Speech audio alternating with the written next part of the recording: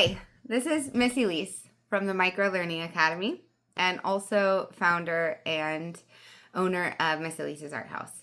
So we are on week 2 of the Micro Learning Academy curriculum. The monthly theme is roots and connection.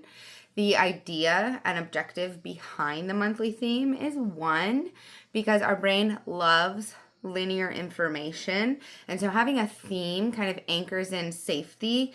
And I always give like the river as an analogy, but it's the two banks that allow the river to flow, right? And since we're really based in creativity and curiosity and student led, we really like to create the banks so that the child can flow.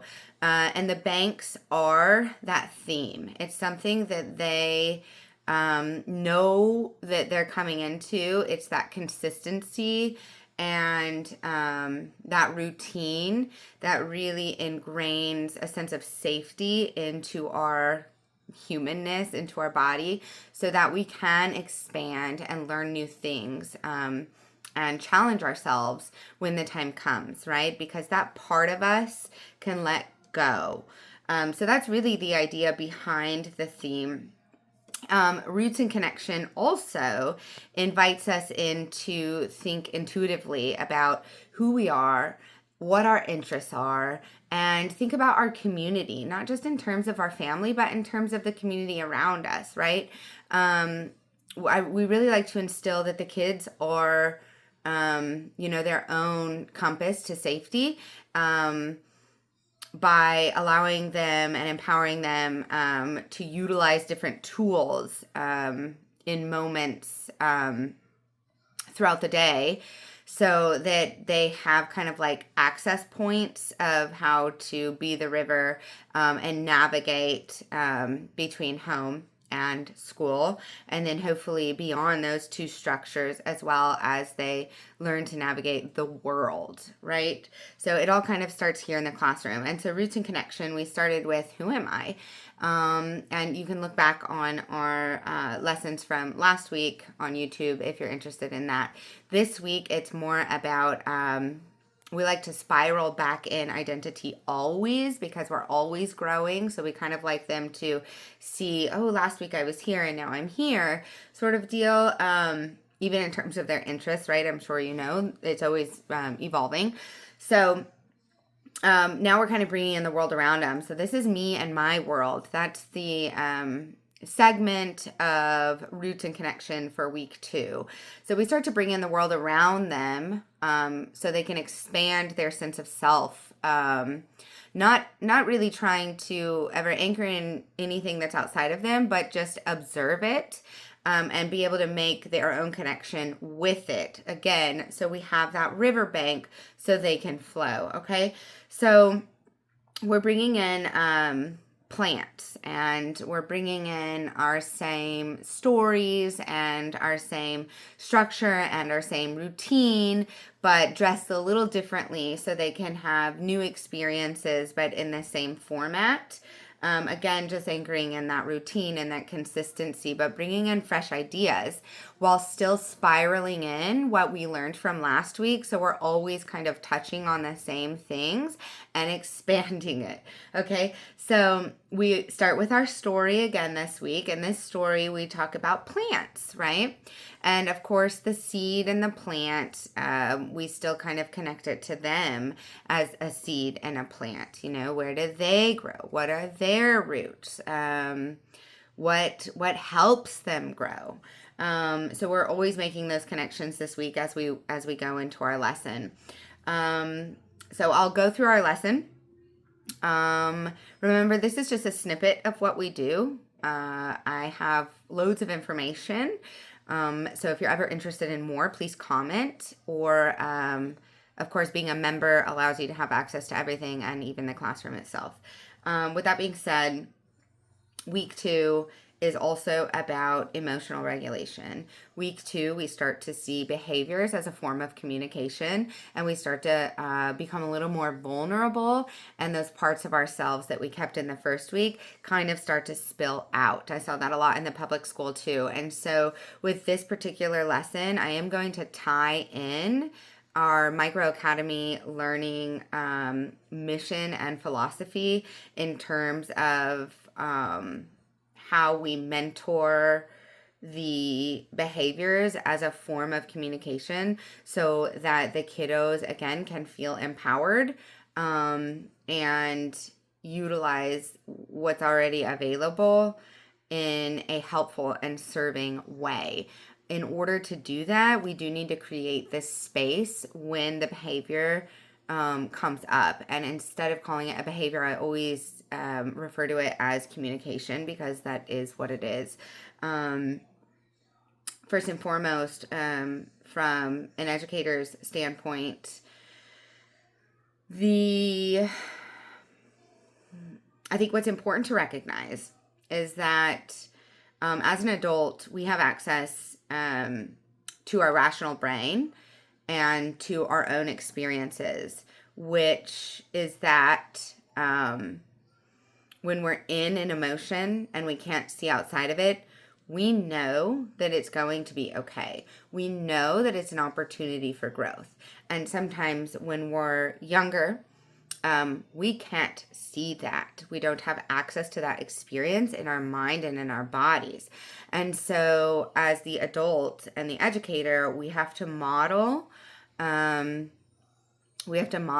acceptance and the knowing so that the child can be the river, can flow, and we are the banks. How do we do that when the child is in the emotion and can't see out of it? We give it space so they can observe it. I also think it can be helpful to name it. I also think it's helpful to understand the multiple intelligence that are taking place. That's why it's very important to understand the child. You're going to see the child one way, but the child's going to know themselves best. And I know that sounds unique, but I really believe that children know what they need. They just have to be given the space to find it. And yes, they will need guidance. But that's where we start working in dialogue with one another. So if it is a highly emotional kid, meaning that the way that they cope is through emotion, crying, maybe screaming, maybe even like sounds of frustration. I typically see a spectrum, right? We have the highly emotional, and then we have, emotional as in terms of like, this is what we're in, and we don't know how to get out of it. And then we have the other side of that spectrum, which is a highly emotional, intelligent person. And then we kind of have that neutral state, which is where they probably reside most of the time, but sometimes they're going to slip into the side of the emotion, which isn't a bad thing. It's just an experience. And when they experience that, the memory we want to pull from it is a positive one, because the more we create a positive experience in a difficult emotion, the more they can access emotional intelligence, because that's really what this child's potential is. Their optimal potential is going to be a highly emotional, intelligent person, right? But we have to kind of bridge that so they have access to that potential. That's what we can do as an experienced adults who know that it's going to be okay, who know that difficulties are opportunities to find our best selves and anchor in a new pathway. That's what we need to show them. So that's, the potential for a highly, emotive kiddo, right? That's their typical behavior that they go to. Their communication is my highest potential is to be emotionally intelligent. Why is that? Because they're going to learn all the different tools by feeling that emotion. They're not ignoring it. You're not ignoring it. They are understanding and observing when it comes up. Is it transitions that it comes up? Is it when we're exhausted that it comes up? When does it come up? We're observing all these things so that they can articulate throughout their lifetime. This is when my, emotional, or this is when, this type of communication comes into play. And this is how I've navigated it so I could still be my best self. Because oftentimes the emotions take the best parts of us, right? Again, it's not a bad thing. We just don't want to shield them from themselves.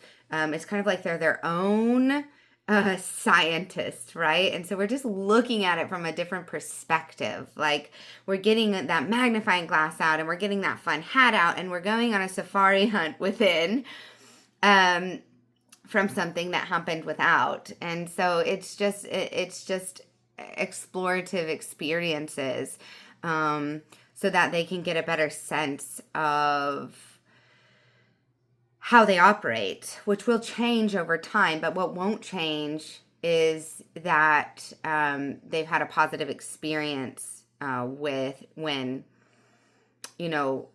their certain communicative behaviors came up. So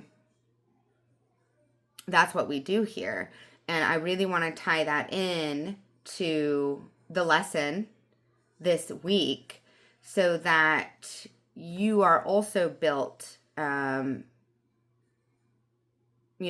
your compass for the communicative behaviors that come up, knowing that it's very normal week 2 for us to be more of ourselves. And more of ourselves means that we are kind of in that flow. And when we're flowing, parts of us come out, and that's okay.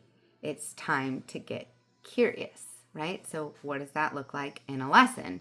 And that's what we're going to do this week. So now we can kind of dive into the lesson, which is really exciting, and also bring in that mentorship part of our mission and philosophy as a microlearning academy and as Miss Elisa's Art House, because it's a big part of what we do and it's a big part of our curriculum. It's always, working alongside the academics. It's always working alongside our mission is always to work within what we have to solve the problems without. And sometimes the without can activate or bring something up that's inside of us. And then our academy is really built to nurture that. It's really built to teach the child how to nurture that. So we will always speak on multiple intelligences. This week's really kind of about the communicative behavior that's very emotional, but there are all kinds, right? We kind of have the evasive one that will go and hide. So what would be the optimal potential for that child? We kind of want to know both sides so that we can observe it from an aerial perspective, observe it as a whole, and not always go into it. Because once we get into it, it's literally impossible. You can't, you can't be in it and also hold an awareness up here. So it's kind of like at all times you want to be able to hold the awareness up here and allow the child to experience safely what's coming up, right? And of course there's guidelines to that, right? If they're harming themselves, others, or materials, then we would take the next step. But I don't deal with that. That is not something that I am equipped for, and that is not something I teach here. But what we can teach is how to be the riverbanks so that the child can flow in safety and nurture whatever it is that's coming up. So with that being said, we'll dive back into roots and connection, and this week's lesson is about the world around me. We start with our book, as always. This week's book, I'm not going to read it for you, but I will link it below, and it's A Seed is Sleepy. And I was able to, well, I usually have the hard copy so we can stop and look at pictures and look at visuals and make connections. However, it's also a read aloud on YouTube. So, if it's not at your library or you can't go to the library today and you just want to get a lesson in, you could use that. And it's a great one. I will say you can lose a little bit of their attention with it. It can go over their head. But that's kind of when I come in, right, as the riverbank. And I don't turn off the book. We keep going, but we allow the emotions to be there, and we allow their feelings to be there, and we normalize them, and we kind of even bring it in to the story. So what I was recognizing when we started is it was the Monday of the second week, and we were seeing kind of some sleepy behaviors, and knowing that that was going to come up, I of course brought a sleepy seed. And what is the seed's potential? Well, there's all different potentials, right? And how does the seed ground itself? Where does the seed go? And what does the seed become? And so we were really able to bring that into the children's lives. And so when we would read a sleepy seed, and they always draw along with the story. So, what does your seed look like? One of my students, well, I want to be a daisy. Well, how do we become a daisy? And where did the daisy plant itself? And they'll kind of go off on their own. They're not even always interacting with my questions. So let that be known that that's normal too. I'm just asking questions, and they're answering questions, and sometimes they're asking questions back. And again, we're just getting curious. It's not as if we're having these intense dialogues with the book. We're just giving space for everything to spill out in the morning while there's a consistent riverbank, which is me, right? And our room and our routine and a number of other things. So we're allowing that to kind of take place, and mid-book, as we're talking about the parts of the plant, and as our drawings are wrapping up, even though we're just in the middle of the book, we're not even at the end of the book, we start to have emotions come up. This is getting difficult. Well, what happened to the seed, when it fell from the plant, and maybe it was scared, and so they kind of perk up again. So I start asking questions, and maybe I'll flip the page and I'll say, oh my gosh, what's happening? Right. So they'll take their mind and they'll put it back on the book, and I'll say, the seed is in the air. What's happening? How could a seed be floating? Oh, the wind. Oh, the wind. Let's become the wind and take our seed. Maybe we can put wind on our pictures. We don't really want to move from what we're doing. We still want to give the emotion space. We still want to see if we can remain in the guidance and the structure while still allowing our emotions to come out, right? Which is that they're tired, and maybe they're getting frustrated already, and it's the beginning of the morning, but it's week 2, so this is normal behavior, right? So we're staying in it, and the wind comes and takes the seed, and all of a sudden I'm noticing we need some movement, so we stand up and we become the seed, and we kind of move like the wind. And then I keep reading, and they're playing a little bit, and that's okay. And then the ocean comes, and the ocean takes the seed. So then we're kind of back in, and we're like, oh, we're in turbulent waters. Where's the seed gonna go now, right? Where are you gonna go now? The seed ends up going wherever it needs to go, and we talk about how it needs water, or else it withers, and it needs sunlight, and so it kind of finds this happy medium where it gets a little bit of all that it needs, and it can grow. So we're really, again, spiraling into how they operate, and we're even working that in with some of the emotions that were coming up during story time, but we're not really leaving story time. We're just working with it all in a consistent space as everything comes up, and even tying it into the story. So that's what I mean by child-led, right? After that, we really did get into movement because I could tell that we needed it. And so we did become a seed, and then we became a plant, and we did it in a Simon Says way. So Simon says, be a seed. Simon Says, so we were seeing if we could really, could we pay close attention? Could we understand the cues that were going on around us? And again, it's okay if we couldn't, right? But this was me trying to check in.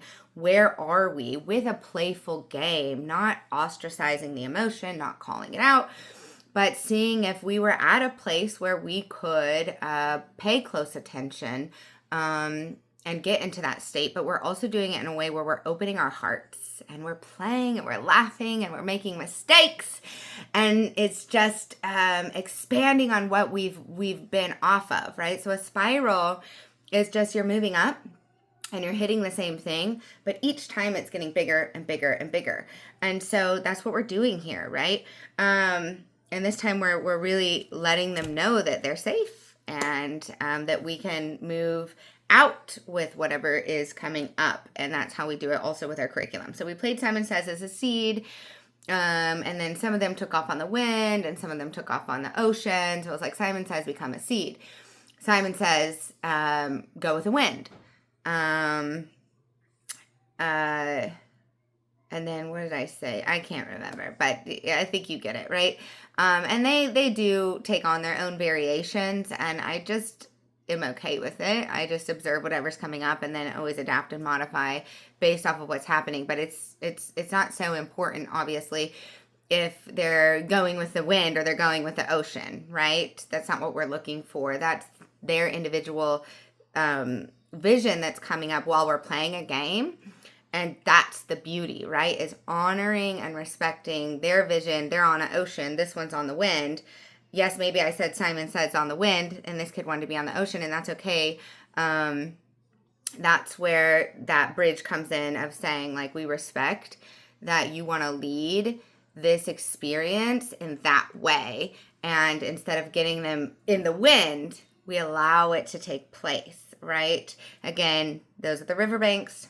And there's the flow, and there's where we can bridge that, that we trust them and respect their decisions in the moment, right? And I always want to go back to as long as it's not harmful to materials themselves or other students. But honestly, with this method, those situations really don't come up often unless we're dealing with something else outside of this zone. Okay, so from there we went into our story, and then we went into a game, and then we actually went outside and we interacted with this lesson in a really tactile way.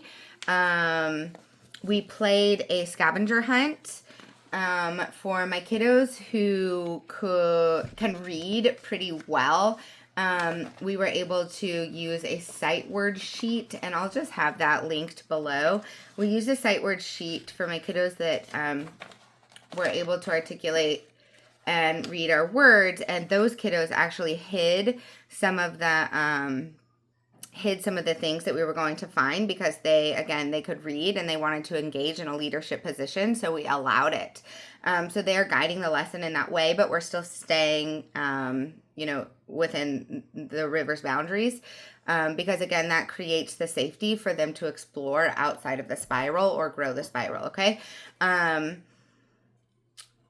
So we I gave them a sheet of sight words. A lot of the sight words are things that have to do with a flower. So root, stem, sun, water, grow.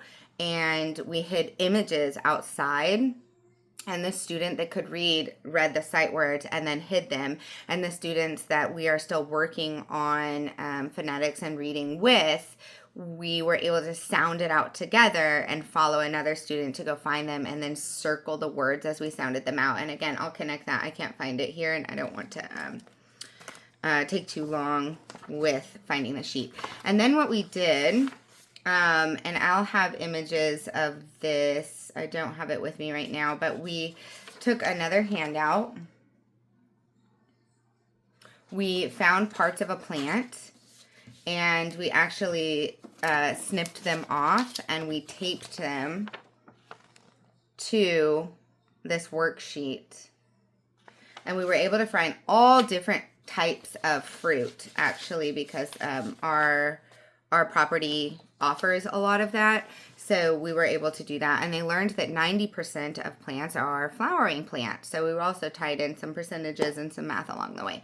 After that, we went into role playing and we went outside, and they really loved the game Community. So we kind of got back into these community roles. So that's where it's child-led again, tying in what they love and how they want to play, but staying in the riverbank, right? Staying on course, keeping things consistent. And we got into our different roles, and we went outside, and we found parts of a plant again, and we created potions, one with dirt, one with berries we found, one with watercolor because one of my kiddos really wanted blue and we just couldn't figure out how to make it. So I actually just took a water color palette and I put it in a pot, and he was able to stir it up with some water and get this beautiful blue, so that worked. And we got green, and we made all these different potions in correlation with whatever we were role playing. And again, we had like a designer, we had a soldier, so whatever their mission was, they could do, because I've realized in my data and research that when the kid has an intention and a mission, they are able to withhold attention for far longer without immense exhaustion, immense questions, confusion. They are just very self-led, and it's still within the realms of the lesson, but they're guiding themselves. And so they got into their roles, we created their potions, and then we stamped the leaves, the stems, the petals, and we put it on a paper in the correct way, right? Stem, leaves, flowers, fruit. We even got some roots on there to kind of do an informal assessment of, their previous knowledge of what we read in the book, and then of our scavenger hunt, and to see if they could then apply it themselves, right? So I do, we do, you do. And it's all in like a project-based, play-based way, with their own intentions. So we were able to stamp everything, and we have this beautiful watercolor of a plant. It's so gorgeous. And the kids were amazing. They actually ended up like taking the pomegranate and painting that and stamping that as their fruit. And then one of the kiddos took the blueberry and just like splat it on it. It wasn't a blueberry. It was like a blackberry, I think. And they splat it onto their page. So I'll also give you examples of those here. They're so beautiful. And that really wraps up that lesson. And some of the things I want to tie into is that we had, what did we have? We did a reflection at the end as well. So we always do a reflection. We sign the date, we sign our name, we talk about what we learned, and in the reflection, we became our own plant. And like one of the kiddos had a candy plant, and he was made of candy bulbs. And then instead of them sucking up the candy, he sucked up the candy from the root so he could feed it to himself. And like my candy actually went out into the world and created more candy trees. So that was really fun too. So we were kind of like connecting what we learned, but we were doing it again with their own intention and their own mission, and wrapping up in a really fun way, because at the end of the day, they are tired. But I still think reflection's important if we can get into it. Final note. What is it? A tent. I have a tent up this week. So why do I bring the tent in? Why do I bring some of these external things in? I do it because I know that week 2 is our behavior communication week, typically just based off of children's behavior and how long I've been in education and how long I've been a human.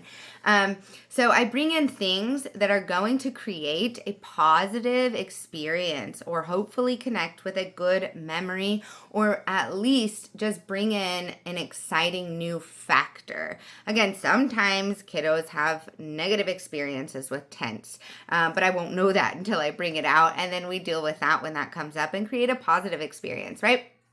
I haven't had much of that happen, but I do week 2, I bring in like fun things like that. So the tent is here all week, and the tent is a symbol of excitement and looking at the world around us, right? Living inside our safe place, but having access to the world around us and being able to bring it into our little space and make connections with it. So that's really what the tent's for. And I really allow the academy to do that and use these things, because happiness obviously is always here in our hearts, but we have these little things that can ignite it when we bring it into the classroom and bring in that remembrance, especially when we start allowing ourselves to flow within the riverbanks a little more authentically. So yes, that's our lesson. I will attach some pictures of what the kiddos' work looked like in terms of what I just gave you, and we will be in touch with our next week's lesson. Thank you. Okay, so here are our examples. They're not finished. This was one of our youngest students, so we really have to, again, meet him where he is. We were able to get the flower, the leaves. We were able to tape them on. We got the roots. We got the stem. We weren't able to get the fruit yet, but a lot of the kids just stamped the fruit, or they got a seed from a pomegranate, or we found a blueberry or something that we were able to put on there. And then he collected this little rainbow stem that we found outside. So that's fun.